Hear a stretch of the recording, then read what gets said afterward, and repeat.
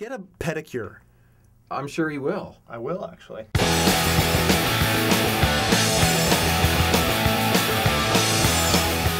Welcome once again to today's Rowdy.com Big 3. I'm Bass Masters, he's Bug Fever, Jerome Buzz Cutler's over there. We're talking NASCAR. We have 3 big issues.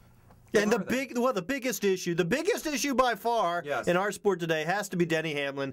His 5 wins in the last 10 races. That's 50%. Well done. Yeah. Thank you, Buck Fever. He's on fire. You know, not only that, but he's winning at all kinds of racetracks. I mean, you expect him to win at Pocono, right? You expect him to win at Martinsville, right? Michigan, Darlington, Texas. Those tracks don't say Denny Hamlin to me. They really don't, and the thing that I find most surprising is he started the season off just miserably, and we thought that he wasn't even going to make the chase, and now he's leading the chase. He's dominant, and the question is this. Does the championship now go through the number 11 garage, not the 48? Until we get to the chase, I'm not prepared to say that, but I don't know what you think, Cutler, but this guy reminds me of Jimmy Johnson now because he was crap on Friday, and they made a bunch of changes to the car, and he gets the victory lane. Not only that, but he had that mistake or that problem with the fuel pump during the race. He was like, you know, it's all right, it's cool, get back to the front. He showed a lot of confidence and talked about it after the race. When things go your way like they have for us over the last 10 races, you know, it's just the confidence level is just huge, whether it be in the middle of the race, at the beginning. When you have a car as fast as what mine was today, it's so easy to be patient. When you have a car that it's not, you can't be patient, and you know, that's probably where I got myself in trouble over the last couple of years with a few wrecks. All right, issue number 2. Denny Hamlin and Carl Edwards basically came out and called NASCAR, I mean in a lighthearted way, on the late race debris caution. Last time somebody did that, Tony Stewart, he got spanked by NASCAR. But I want to know this. How many times is there debris on the track that they don't call it? Because, boy, they well, you mean like wrecked race cars and stuff? Well, no, just like a little rubber wedge in the track, and they don't call it. It seems to me at the end of the race, when you got a 10-second lead, oh no, look, there's a lug nut.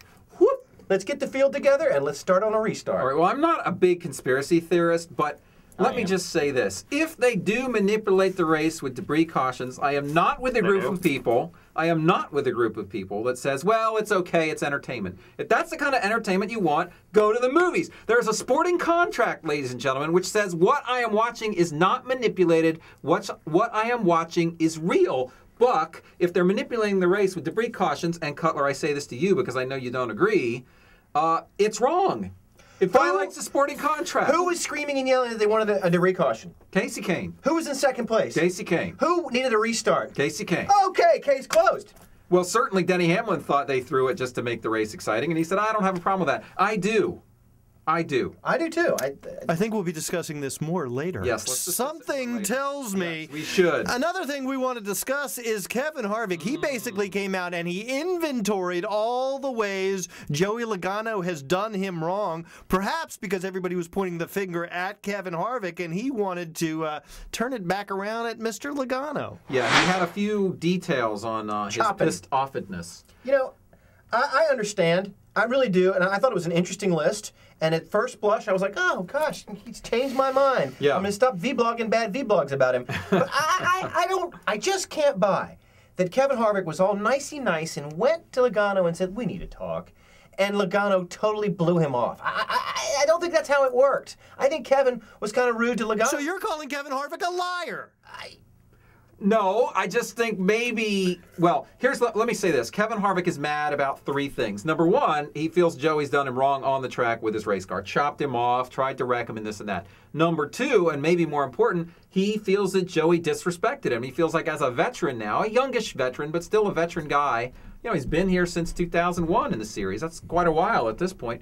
He feels like he's earned and is owed some respect from a young guy like Joey. He doesn't feel he's getting it. And number 3, he ain't got no brief with Tom Logano.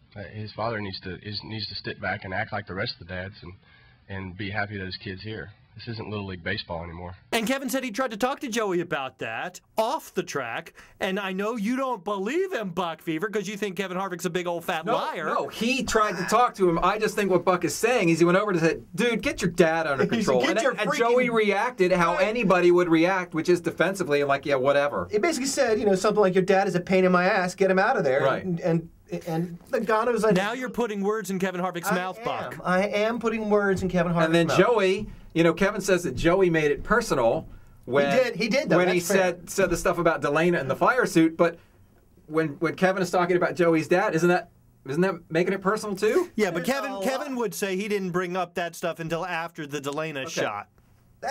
There's a Well, lot of, but that's true. You mean in the media? Yeah, good point. they need to kiss and make up. I think Joey might want to go talk to Kevin, see if he could nip this thing in the bud. I think he would. Or if he doesn't think talking to him's worth it, then he should just go as find much him at as Martinsville. Colo says I'm calling Kevin a liar, I will agree that Logano, it's on him. Take his little I'm hat sorry, in his hand and go say, Kevin, come on, man. I think Kevin Harvick is mean, but I still like him. All right, that's been your Rowdy.com Big Three for today. Come talk about these issues with us at Rowdy.com. Check out our daily podcast. You can post your own blogs too, and photos and other stuff. and videos. Yeah. Bye. Rowdy.com. Say it like it is. Say what like it is? Rowdy.com.